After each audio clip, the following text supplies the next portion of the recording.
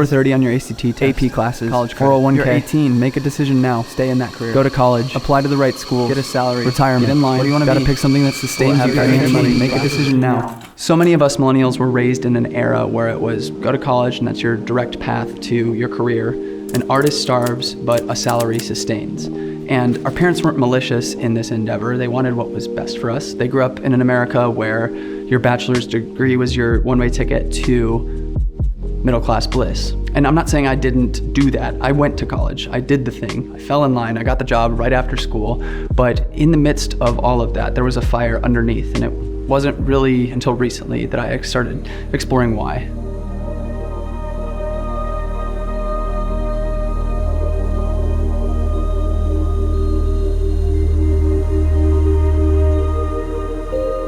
Would you consider yourself an artist?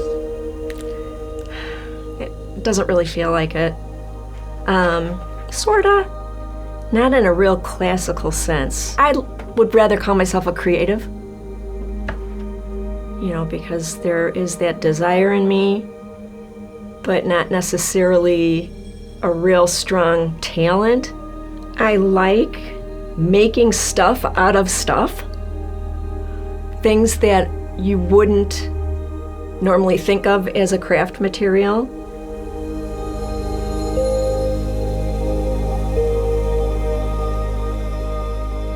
Not to play any kind of comparison game between you and your mother, but would you have considered her an artist? Absolutely. There just wasn't anything she couldn't do. She could sculpt. As you pointed out, her ability to take pictures where I didn't understand that her photography skills were good. You know, I was a kid, I didn't know. But everything she touched was pretty.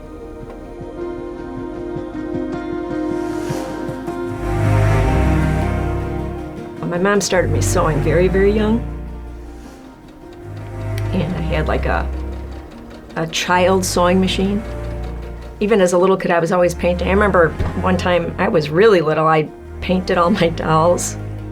And my mom was not happy about that, but do you feel like that was mimicking? You saw her painting things? Wouldn't surprise me. Wouldn't surprise me.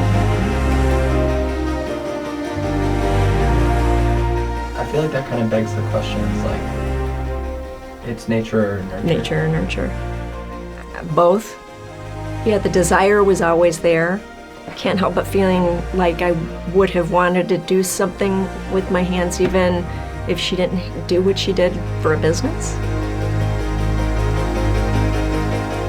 She had a friend that really, really urged her to show the things that she painted, like in an art fair, which was really scary for her.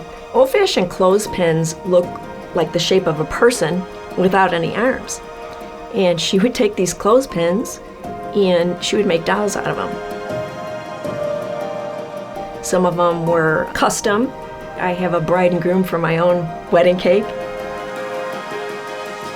Now, my grandmother moved on when I was 10 years old, but I vividly remember going to the basement of their Wisconsin home and seeing these clothespin dolls. And remember thinking they were so intricate and detailed and colorful. And I only realize now that seeing those dolls really planted deep-rooted seeds within me. You know, when I started YouTube, I was interested because I was watching crafting videos because that's what I'm interested in, and I was like, I can do that. I didn't have much courage to do it. You know, I finally got going and I made a few of them, and I got discouraged and quit, and I had somebody actually say to me, you know what? That's your legacy to your grandkids. Oh my gosh, like right in the heart. And I turned around and I started up doing it until. Hi, I'm Jeannie. Welcome to Mimi Craft, your home for all things creative and DIY on a budget. What it has brought forth in me in terms of thinking about legacy is how much I wish my mom was here to see this. It is so full circle. My brothers, it's not lost on them. They bring it up all the time. They're like, it's just like mom, it's just like mom. Wouldn't mom love this? And I would love for her to see this. After you lose somebody, you just don't realize the impact they had on you. You know, and sometimes you gotta be as old as me to really see what that legacy is and how much she fed into that and how much, you know, you don't appreciate it when you're a little kid. Maybe didn't appreciate it as an adult. I was busy, I had my kids, I had my life, but I've got time now. One of the biggest things I've seen come out of this is how much of my mother's daughter I am. What I'm doing, what kind of impact is that going to have on my children and my grandchildren? It's very fascinating.